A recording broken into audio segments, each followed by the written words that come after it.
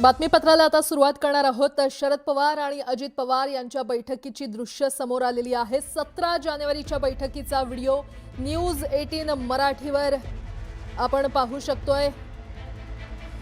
शरद पवार आणि अजित पवार यांच्या बैठकीची काही दृश्य समोर येत आहेत। राष्ट्रवादी विलीनीकरणाची चर्चा सुरू असतानाच किंवा दोन्ही राष्ट्रवादी एकत्र येण्यासंदर्भात कदाचित या बैठकीमध्ये चर्चा झाली असावी। तर त्यांच्या बैठकीची ही दृश्य समोर आली आहेत। या बैठकीत जयंत पाटील, अजित पवार, रोहित पवार, राजेश टोपे, अमोल कोल्हे देखील या दृश्यांमध्ये पाहायला मिळत आहेत। 17 जानेवारीला ही बैठक पार पडली होती आणि त्याचा हा व्हिडिओ न्यूज 18 मराठीच्या हाती लागलेला आहे। दोन्ही राष्ट्रवादी एकत्र येण्यासंदर्भात कदाचित या बैठकीमध्ये चर्चा झाली असावी, निर्णय झाले असावे।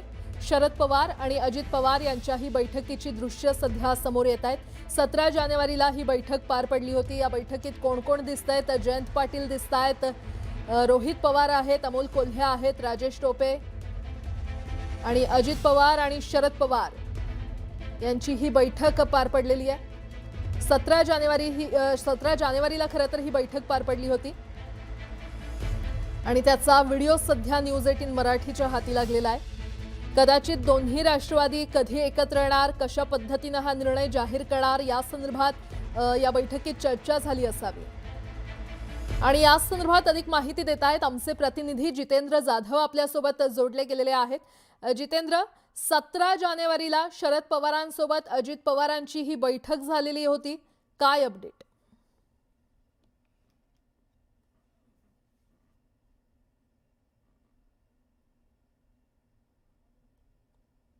जितेंद्र, माझा आवाज तुमच्यापर्यंत पोहोचतोय?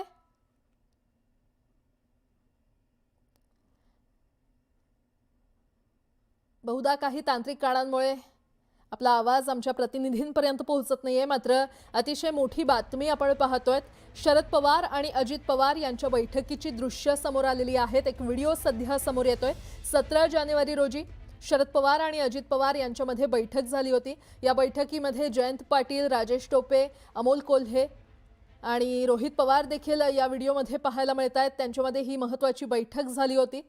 कदाचित दोन्ही राष्ट्रवादी कशा पद्धतीने एकत्र येऊ शकतील, हा निर्णय कधी जाहीर करावा किंवा आगामी निवडणुकांच्या पार्श्वभूमीवर या बैठकीत चर्चा झाली असावी।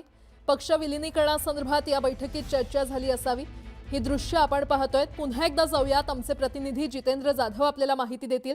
जितेंद्र, 17 जानेवारीचा हा व्हिडिओ सध्या समोर येतोय। अजित पवार आणि शरद पवारांची महत्त्वाची बैठक झाली होती। नेमकं काय बैठकीत घडलं होतं?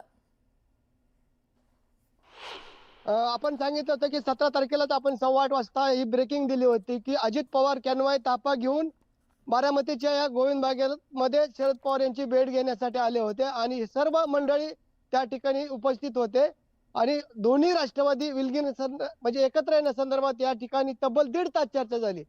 ही चर्चा झाल्यानंतर येणाऱ्या निवडणुका जिल्हा परिषद आणि पंचायत समिती या आपण एकत्र लढायच्या आणि त्या पार्श्वभूमीवर नंतर रोहित पवार असेल आणि त्या ठिकाणचे जिल्ह्यातील नेत्यांशी बरोबर घेऊन घड्याळाच्या चिन्हावर या निवडणुका लढायचा निर्णय झाला आणि या निवडणुका झाल्यानंतर 12 फेब्रुवारीला हे सर्व दोन्ही राष्ट्रवादी एकत्र येणार होते आणि त्या संदर्भात निर्णय झाला होता। सकाळी 8:30 वाजता ची बैठक सुरू झाल्यानंतर दुपारी पुन्हा एकदा केविकेचे उद्घाटन।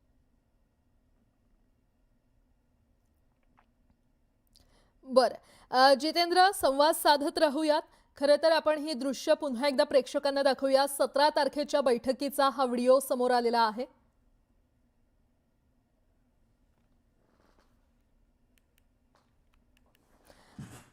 आणि या संदर्भात खरं तर आता चर्चा करणार आहोत। आमच्या प्रतिनिधी प्रणाली कापसे सध्या आपल्यासोबत जोडल्या गेलेल्या आहेत। वैभव सोनावणे आणि संकेत वरक देखील आपल्यासोबत जोडले गेलेले आहेत। सगळ्यात आधी वैभव, तुमच्याकडे येते। 17 जानेवारीचा हा व्हिडिओ आहे। कदाचित या बैठकीमध्ये दोन्ही राष्ट्रवादी कशा पद्धतीने एकत्र येतील ही चर्चा झाली असावी, काय अपडेट? प्राजक्ता, शरद पवारांनी पत्रकार परिषदेमध्ये जो खुलासा केलेला होता, जयंत पाटील आणि अजित पवार यांच्यामध्ये चर्चा झाली.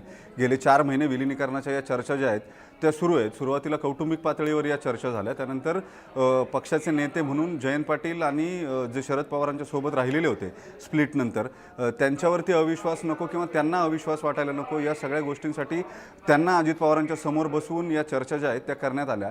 आपल्याला आठवत असेल 17 तारखेला एका खाजगी गाडीमध्ये बसून, रोजच्या गाडी व्यतिरिक्त दुसऱ्या गाडीत बसून अजित पवार हे गोविंद बागेमध्ये गेले होते, जिथं ही बैठक झाली.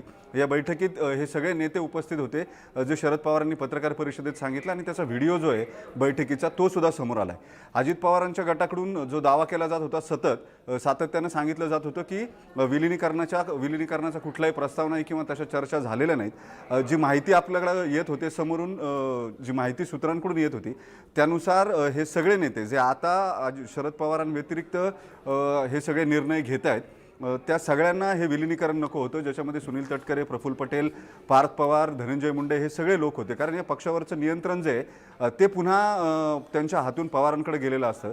हा सत्तेचा सरळ संघर्ष जो आहे तो दिसून येतोय आणि त्यातून पवारांना बाजूला ठेवून तातडीनं सुनेत्रा पवारांना उपमुख्यमंत्री करायचा निर्णय जो आहे तो घेण्यात आलेला होता. आणि त्यामुळेच पवारांनी पत्रकार परिषद घेऊन, कारण आता विलिनीकरणाच्या चर्चा ज्या अंतिम टप्प्यामध्ये आलेल्या होत्या, 12 तारखेला त्याची घोषणा केली जाईल असं पवारांनी सांगितलेलं होतं.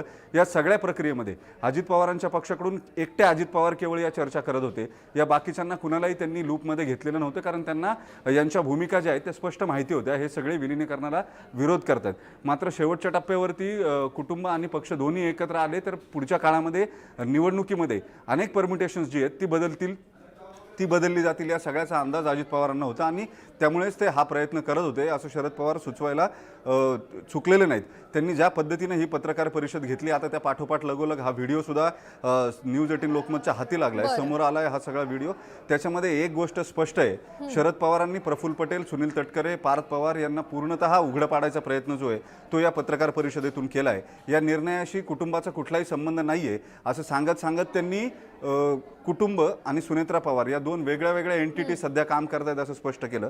त्यांच्या व्यतिरिक्त, या तिघांव्यतिरिक्त म्हणजेच पार्थ पवार, जय पवार आणि सुनेत्रा पवार यांच्या व्यतिरिक्त पवार कुटुंबातलं कुणीही या निर्णयामध्ये सहभागी नाही आहे, हे सुद्धा स्पष्ट करायला, हा संदेश द्यायला ते विसरलेले नाहीत. आणि तिसरी महत्त्वाची गोष्ट जी आहे ती म्हणजे या सगळ्या प्रकरणामध्ये विलिनीकरणाची इच्छा ही दादांची होती, अजितदादांची होती आणि तशीच इच्छा त्यांची सुद्धा स्वतःची होती.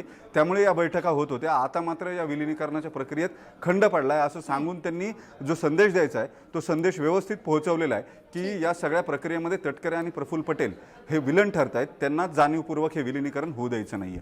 ठीक आहे. वैभव, खरं तर तुम्ही अतिशय महत्त्वाचे मुद्दे मांडलेत. असेच सोबत रहा. प्रणाली कापसे देखील आपल्यासोबत जोडले गेलेले आहेत. प्रणाली, एकीकडे शरद पवार यांनी नुकतीच पत्रकार परिषद घेत काही मुद्दे समोर आणलेले आहेत, दुसरीकडे सुप्रिया सुळे देखील दिल्लीला रवाना होत आहेत.